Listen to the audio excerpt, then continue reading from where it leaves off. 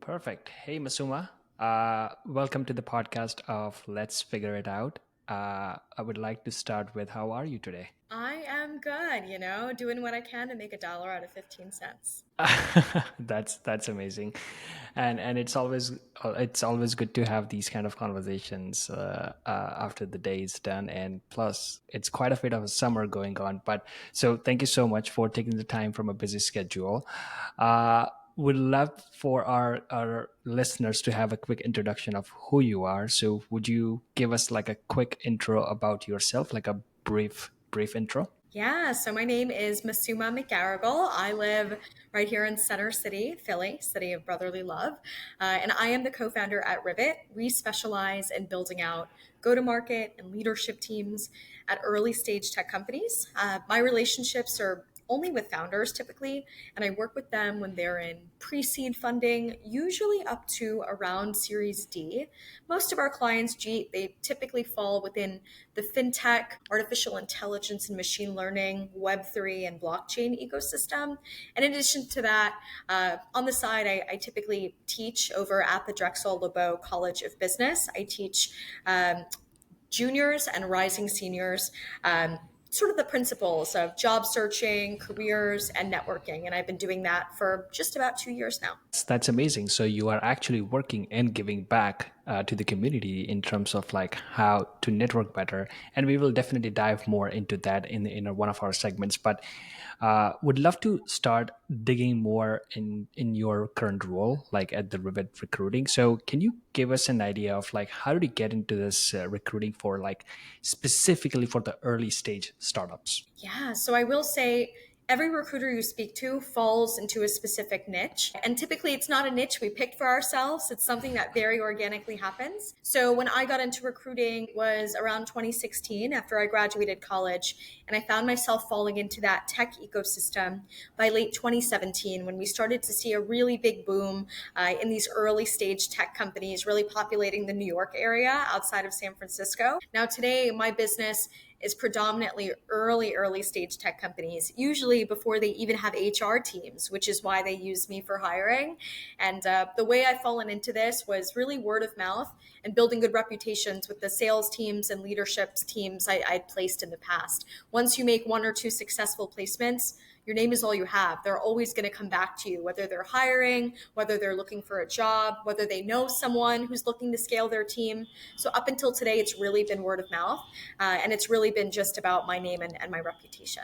That's really good to hear from a word of mouth perspective, because if your work is speaking more about you, that's the best marketing tool you can leverage, and it's free of cost. So can you tell me more about like what's the main sort of like focus of just to reach out to the founders and not to VC firms or not to any other firms for this recruitment? Yeah, because I think that founders know better than any investor, any advisor, what their problems are in a business, and no one can relate better to that than a business owner themselves. So I do typically work with these founders directly when they are earlier stage. I understand the nuances of what it means to build a founding team, how to go from 0 to 1, how to find product market fit. You've got a cool product. Now, how are you going to bring this to market? And this is really our specialty in what we do. And I think nobody speaks that language more than a founder themselves when they've spent years and hours building out this product and trying to bring it to market. So that's where we typically find that strongest connection. That is very interesting to hear. Can you tell me more about like I'm very curious to know about like because a particular new company or new startup has a different mindset when they are hiring, because they want that startup to boost as much as they can and like pace up and go fast into the world, into the real world.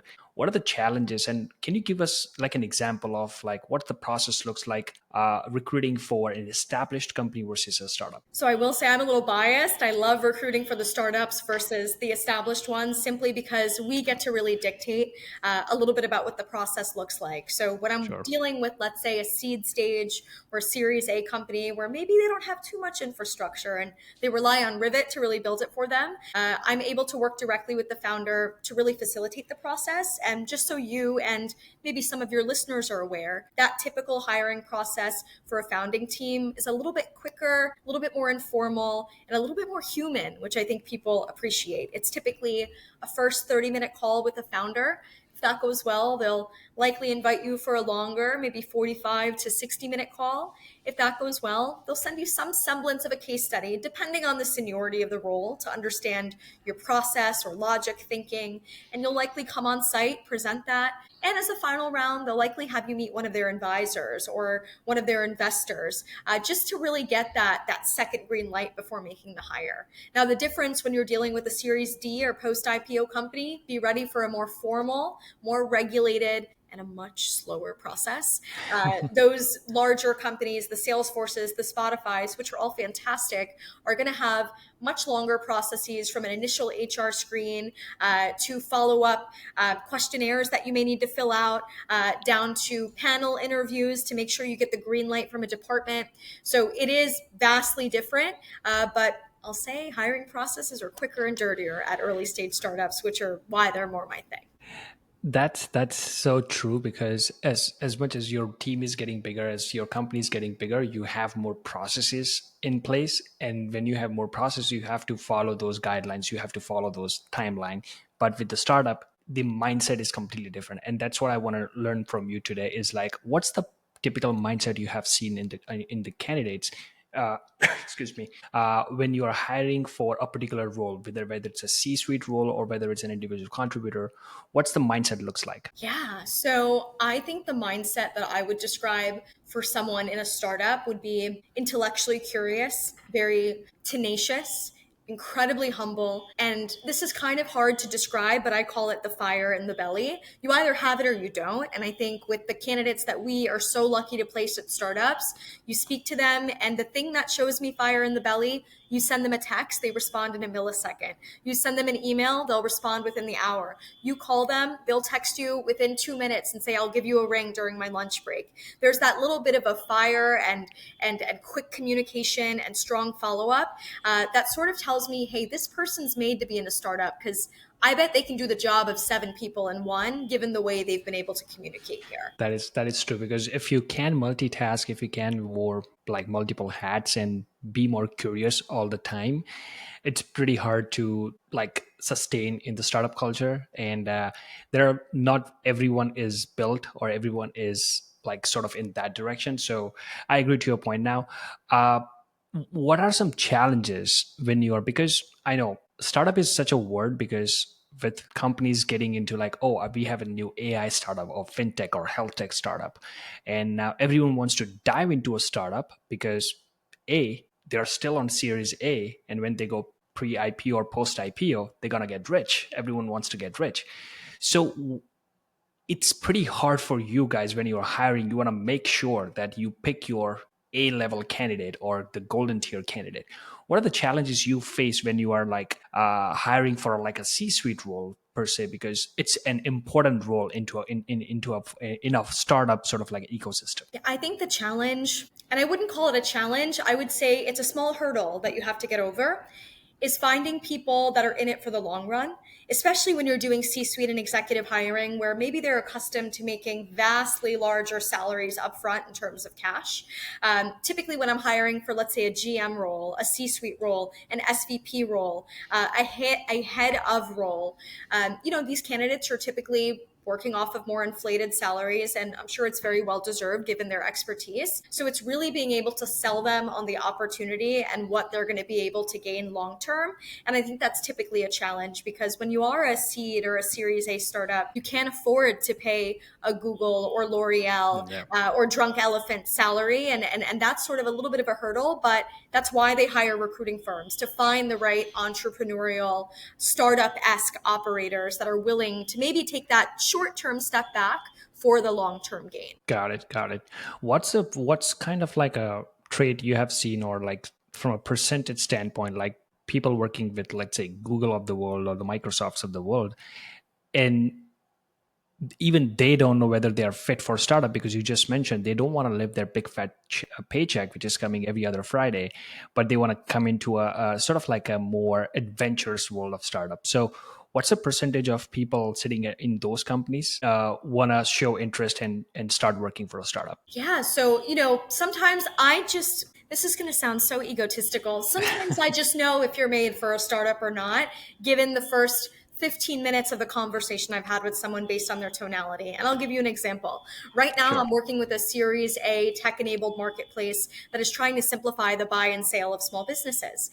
And I am speaking or interviewing, candidates that have spent maybe 2, 3 years in investment banking or private equity that are really intrigued and excited by a role or a company like this. But when I'm hiring a founding role for a team where they're going to have to build a function from the ground up, and I'm assessing, hey, how much manpower do you have behind you when you're doing your due diligence? How many people are supporting you in the transaction? And how often are you actually interfacing with the client?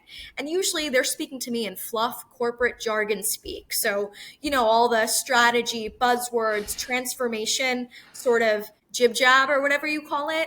That's when I know they may not be the person for the startup because they're so accustomed to an environment with so much infrastructure. But there's a difference. I speak to people that come out of environments with a lot of infrastructure, but maybe they have fun little ventures on the side. I spoke to one guy that started up a 1,000 plus subscriber sports newsletter because he's really interested in sports tech and early stage media startups.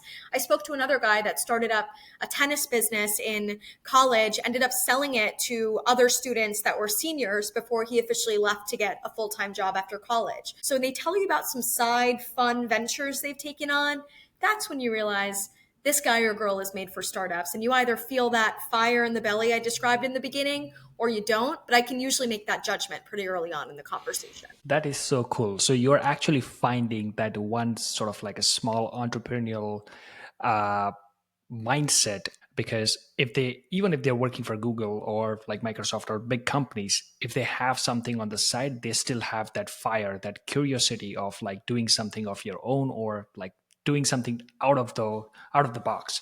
So that's really cool. Can you give me more example of like any cool startups recently you have worked with, and like you're hiring for, or any new product? Because the world is going to AI, health tech, fintech, and everywhere, but we just want to know that what's going around the Philly area right now. Yeah, yeah. So I actually got introduced to a really cool new client who just came out of stealth mode actually a few weeks ago.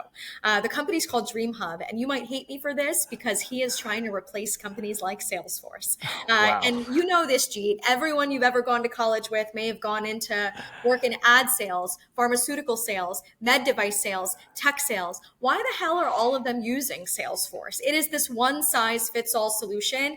And outside of paying an ungodly amount of money to utilize the platform, we're paying an ungodly amount of money to get custom integrations in the platform, custom fields, to implement call coaching, to make sense of all this dead data. He was tired of it. He had a successful exit in the past with the first company he built 5, 6 years ago. They were acquired by Gap. And now he decided to create this AI native CRM tool that is purpose built for B2B SaaS. And it's going to rip and replace Gong, Wow. Aircall, Rev, all of these external platforms that we implement to make sales work. He's created a platform that's going to do it all for you. And I think their leadership team, many of them come from the likes of the Gongs of the world. Many of them have built the initial product development cycles for these companies. So I think that's really cool. And I think it's going to be something really transformative in the long term. Wow, that is so cool. And again, I I really like when like new companies come along, when they are trying to compete with the like the legacy companies, legacy startups of the world. Because if think about it, if there is no open AI competing with Google, or like Perplexity AI competing with Google right now, so it's kind of the world we are living right now, where you can't just think in a way that, oh, there's already a big player and I don't have a place to play, or I don't have my share to play. And you're wrong, because if you have a better idea, things will work for you, and you can definitely bring out your product into the market. That is so cool to hear. So uh, thanks for sharing that story, by the way. So can you tell me more about the negotiation? Because it's a difficult thing for any person who wants to work with like a new companies, or like companies like startups, where things might be a little shaky. So could you tell me a little bit more about like what's the process when you are negotiating salaries with, or like uh, you can also give an example of like how the overall process works with the startups. Yeah, absolutely. So, first off, I will say the beauty of working with a recruiter, if you have one that you trust and you utilize often, just know that the recruiter shares the same best interest as you do as the candidate. So, we're on the same team. And usually, the end goal of the recruiter is to get you paid as much as possible. So, they can bill that client as much as possible. So I want to start with that. We are your cheerleader. But with that said, when it comes to the negotiation side, let's say they come in with a slightly lower offer that just isn't super appetizing or compelling, but you love the people, you love the culture, you love the opportunity, but you got to make the money work just because you've been so accustomed to XYZ lifestyle for 4 years at XYZ company. So the way I would approach it, if they come to you with an offer, you start with nothing but gratitude, grace, and excitement when they call you to extend that offer. And then you wait for them to follow up with those written details so you could read through everything. Because maybe the base was a little bit lower, but the way they've structured the bonus means that you'll come into the all in comp you're ideally targeting. Maybe the valuation of the equity, if that's disclosed to you, helps bring you to that total comp amount that you were targeting. So you shut up and listen before you read all the details. Now, once you've gotten the time to really digest all of that and you realize this just isn't hitting the mark for me, but I want this job so badly, you do not ever, ever, ever try to negotiate over email or text. You need to ask for a phone call. And when you start that phone call or that video call with that founder or that CEO, again, you lead with grace and gratitude. I'm so excited about this company because of A, B, C, D, E, F, G reasons. And based on all the conversations I had with you and John and Lucy and Jack, I'm confident I can make an impact because of A, B, C, D, E, F, G. That said, when we first started these conversations, I was originally targeting a package of 175,000. And I know that you came in at 150. And listen, I'm not trying to leave you high and dry. I know you guys are an early stage startup, but given my experience, what I've been able to show you throughout the course of the case studies, I'm really, really hoping you can make an accommodation to get me to XYZ number so I can feel really confident and really excited to make this transition out of this company that I've been happy and comfortable in for the last 4+ years. And then you just completely stop talking, and let there be 20 seconds of silence. They are waiting to see who talks first. And eventually they're going to have to say something because they've got you on the line. And they're either going to come back with, hey, I'll need to talk to my partner and get back to you. Hey, I need to talk to my investors and see what they could clear. They're never going to give you a hard no on the phone. They're going to see what they can finagle or muster up and come back to you. And maybe they'll come back to you and say, hey, we can't do this on the base, but we'll increase the bonus threshold to XYZ. Or, hey, we can't do this on the base, but we can give you a 6-month review period to bring your equity options up to ABC. If they are able to wiggle a little bit to try to accommodate you if they're an early stage startup, it shows that they see value in you. It shows that they see the potential and they're trying to work with you given where they are in stage as a company. So that's something I would bear in mind. But I would always recommend you do it over the phone. You lead with grace. You be quiet and you listen before you speak. That is amazing kind of an advice, because when you emphasize more like never do it on email versus on phone, the one thing which comes to my mind is like you can communicate better on a phone with the right tone. And if this it's a video call, it's with the right expressions, because sometimes with the email you get so formal and things go in the different way. And startups are kind of like back to back things. It's not that much into the process, but have you seen uh, candidates try to do on email? What's the success rate overall when you say email versus phone? Yeah, well, thankfully, I've got really good relationships with my candidates, and they would never try that under my watch. I really, really try to stay close to them throughout the process. So while it has never happened with me in the past, I do teach at Drexel, and I've seen this happen with just seniors and students that I teach that are maybe being welcomed back for full-time jobs after, let's say, doing a summer co-op.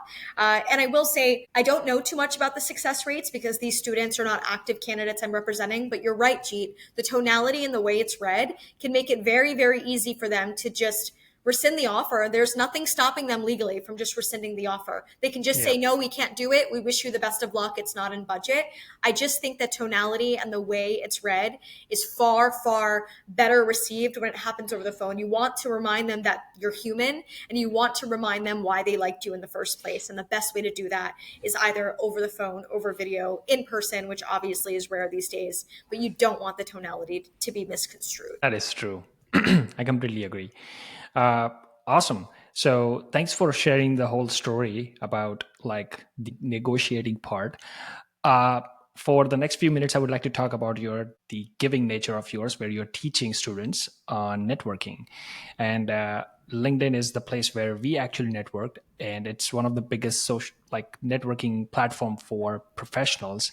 I would like to know that since you're teaching a full course on LinkedIn, what is the biggest sort of like advice you can give or mistakes to avoid uh, when you see different professionals' profile? I'm going to get canceled for this. You've got to take the green open to work banner off. You have to take it off. All right. I don't know if you're on a dating app, are you going to write that you're open to dating anybody anytime? Very likely not. You probably won't get any matches, if I'm being honest.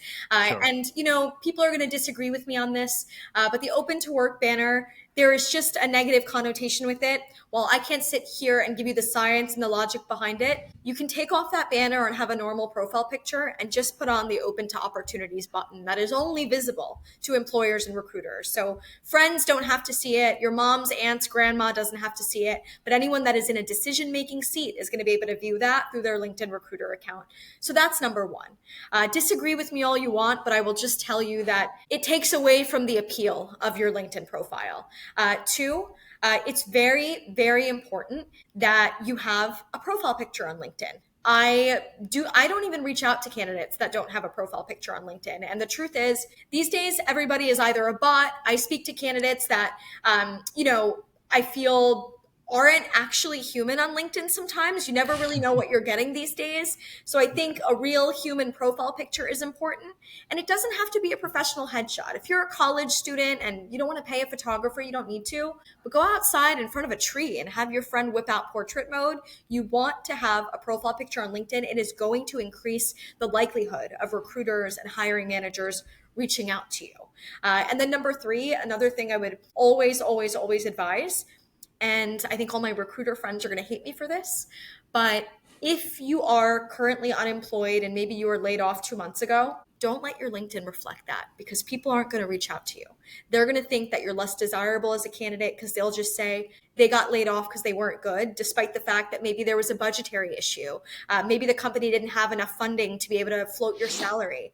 I've seen salespeople get laid off and people go, well, if you're in sales, why would they lay you off? You're making money for the company. Sometimes there are other reasons behind these things. So if you were laid off recently, I would not update your LinkedIn to say that you left or you got fired. I would leave it from date to current, because it's still going to increase the likelihood of people reaching out to you. That is true, and as much as LinkedIn is the professional platform, it's not something where people are gonna verify completely in that detail. So and you have to be practical when you're searching for a job. And if you just had a quick like recent layoff, it doesn't make a huge difference if you just take it off, because if you're showing that it's current, it makes more sense to for the recruiter or for anyone who is looking for a similar individual like you to give you a phone call or to send you that first email to start having those conversations. And it doesn't affect. So I completely agree to that part. And I like your idea of like you're speaking it loud of like